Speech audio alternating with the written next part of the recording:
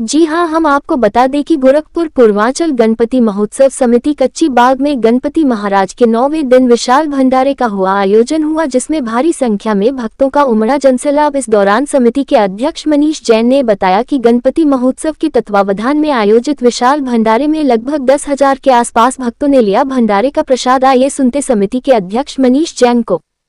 जी, आज यहाँ पे 9वें दिन भंडारे का आयोजन किया गया है। इसके पहले कई कार्यक्रम हो चुके हैं, सांस्कृतिक कार्यक्रम भी हो गया, आपका जो है यहाँ पे जगराता का भी कार्यक्रम हो गया, पूरा रात भर भक्त यहाँ पे नजर। क्या कुछ कहना चाहेंगे इस पर लेकर?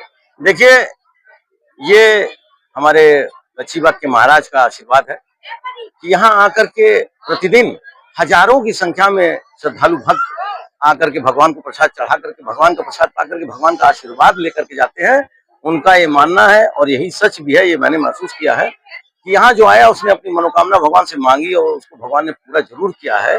और हर भक्त की मनोकामना भगवान पूरा करते हैं, उसके दुख दूर करते हैं। और देखिए कितना बड़ा उपहार अब की बार गणपति महाराज ने हम लोगों को दिलवाया, पूरे भारतवर्ष को दिलवा दिया कि अब की बार जीएसटी के स्लैब में जिनके टैक्स 12% थे उसको 5% पे कर दिया गया, जो 28% थे उसको 18% पे कर दिया गया, 12% का स्लैब खत्म कर दिया गया। आम जनमानस के लिए कितनी बड़ी राहत का काम ये हुआ है।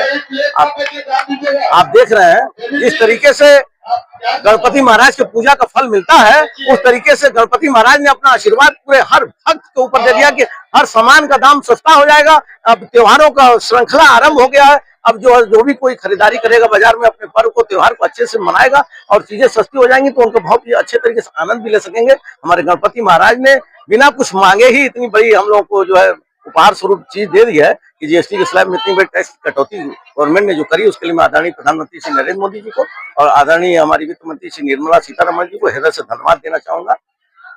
सर, यहाँ पे भक्तों का तांता लगा रहता है, क्या कुछ यहाँ है? क्या है भावना की? क्या आप देख रहे हैं बात का क्या है? देखिए, ये कुछ तो है, ये कुछ बहुत बड़ा है यहाँ पे कि जो इस दरबार में आता है गणपति महाराज के चरणों में अपनी सेवा देता है, उनके चरणों में अपना प्रसाद अर्पित करता है या कुछ मांगता है तो भगवान उसको खाली हाथ नहीं जाने देते। और देर से ही सही, हो सकता है आप आज मांगिए 2 दिन बाद पूरा हो, और भगवान के पास जब तांता लगा हो तो सबका काम पूरा करते करते थोड़ा समय तो लग ही जाएगा।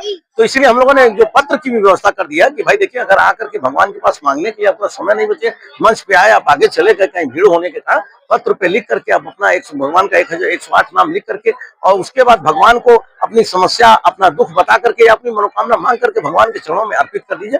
निश्चित रूप से आपकी मनोकामना पूर्ण होगी। इसी श्रद्धा के साथ जो यहाँ भक्त आ रहे हैं, यही एक बहुत बड़ा कारण है। हमें लगता है कि ये अनूठा जो आप करते रहते हैं, कहीं हमने गोरखपुर में पहली बार आपके मुंह से सुना कि लेटर लिख के पहले दे दिया जाए भगवान जी, आप नहीं सुन पाए, आप नहीं बता पाए, तो आप जो है हमारे। जी बिल्कुल, देखिए हर भक्त की मनोकामना पूरी होनी चाहिए, तभी कोई भी आयोजन सफल होता है। कोई आकर के खाली हाथ चला गया तो भगवान भी नहीं चाहेंगे। भगवान ने हम लोगों को प्रेरणा दी, गणपति महाराज ने प्रेरणा दी कि एक पत्र की व्यवस्था करिए और पत्र के द्वारा जिसकी भी मनोकामना छूट जाएगी वो मैं पूरा करूंगा। लोग मांगते हैं, पूरी हो जाती है।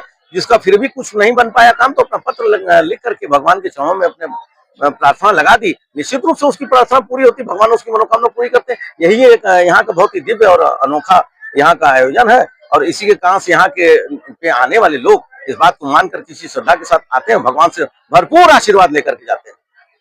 धन्यवाद।